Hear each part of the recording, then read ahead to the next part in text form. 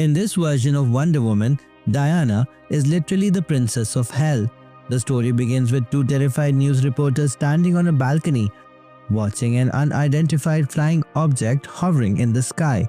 One of them finally gathers enough courage to start reporting. He explains that they're near Gateway City's Broadwalk, filming from an unsafe spot to capture the sight of this strange upside-down flying pyramid. He mentions that local police and military forces are evacuating the area, but before he can finish, creatures start pouring out of the pyramid. On the next page, we see Absolute Wonder Woman for the first time. She's flying on the skeleton of a dark Pegasus. Armed with a massive sword, she dives into battle, slicing through the flying creatures. As she fights, the narration tells us about her past. Once upon a time, there was a princess. She had all the gifts a princess could wish for: beauty, grace, compassion, kindness, and wisdom. We then see Wonder Woman unleash a powerful energy blast from her iconic bracelets, destroying dozens of creatures in an instant. The narration continues, revealing more about her. This princess could outrun a hellhound and summon the darkest magics, skills that come in handy when you've been raised in hell. The story flashes back where the sorceress Circe is imprisoned. She reflects bitterly on her fate, saying, "I once ruled a beautiful paradise. Now I'm stuck in this wasteland." The gods truly have a cruel sense of humor. Suddenly, the god Apollo appears and commands, "Come forward, witch. You may kneel." Circe, unimpressed, replies, "I'm fine." Amused by her defiance, Apollo says, "Still stubborn even in hell. Perhaps that's why you ended up here." He hands her a baby girl and says, "This child is yours now."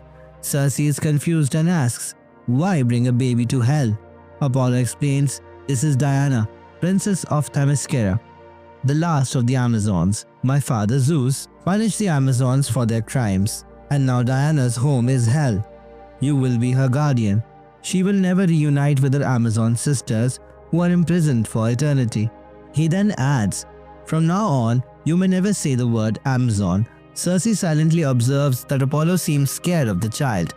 Though he tries to hide it, he commands, "Try saying it, Circe." She attempts to say Amazon but finds herself unable to. As Apollo leaves, Circe asks, "What if the baby dies here?" He coldly replies, "The gods don't care. This is where she belongs." At first, Circe decides not to bother with the child. She places Diana on the ground, thinking, "I'm not a mother. If she survives, it's not my concern." But as Circe walks away, a poisonous snake slithers towards Diana. Watching closely, Circe mutters, "Maybe the gods won't leave her survival to chance." To her surprise, baby Diana grabs the snake, babbles at it, and tosses it aside. Next, a small fire lizard approaches Diana and breathes fire on her.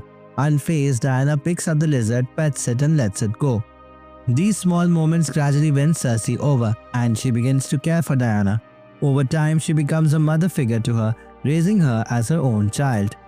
Circe reflects, "Many things tried to kill her, but no overwhelming force ever came after her as I feared, as she had a way of taming even the most dangerous creatures, not just demons or lost souls, but me too." You fall in love with a child by raising them. As Diana grows, Circe transforms their mud cave into a proper home, complete with beds, books, carpets, and even a kitchen. She teaches Diana magic and helps her become a skilled warrior.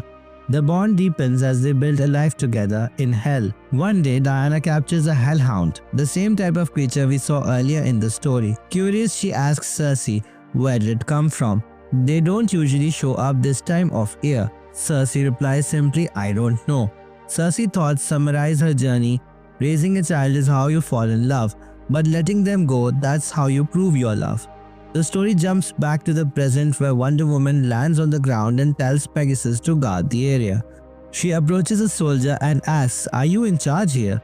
The soldier, clearly stunned, doesn't answer. Wonder Woman sighs and says, "That's a no. Where is your superior?" She adds firmly, "You need to evacuate all civilians within a mile." When the soldier hesitates and starts to argue, Wonder Woman cuts him off. "They're not dead," she explains, "they're only stunned. But they're just the warning signs. What's coming is much worse." Suddenly, Wonder Woman hears a sound and turns. "We're out of time," she says. "Evacuate the civilians and bring your army now. Run." The scene shifts to the massive, upside-down pyramid, which begins to burn as a huge monster emerges.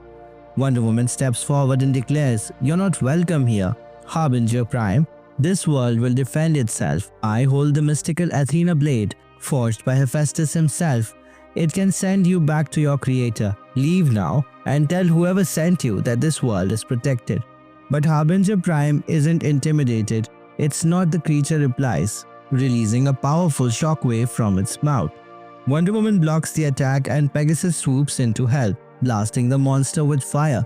Wonder Woman tries using her magic, but the Harbinger counters with laser-like beams from its eyes, striking her. Harbinger Prime commands its fallen minions to rise again, saying, "Spread chaos and prepare the way." The creatures Wonder Woman defeated earlier come back to life. As Harbinger Prime looms over her, it taunts, "You stand, but we are not amused. We warned you." Though Wonder Woman dodges and blocks the monster's attacks with her bracelets, it ultimately overpowers her, blasting her to the ground. This story then shifts back to a flashback. In the flashback, we return to Hell, where Diana talks to her mother Circe. Diana says, "I need to ask you about this word again," referring to a word she saw as a child. Circe replies, "I thought you might." Diana continues, "It's important, and it scares me." Circe, surprised, says, "My girl fears so little." But Diana insists, "I'm afraid." Circe explains, "You're not afraid of the word itself, but the change it will bring."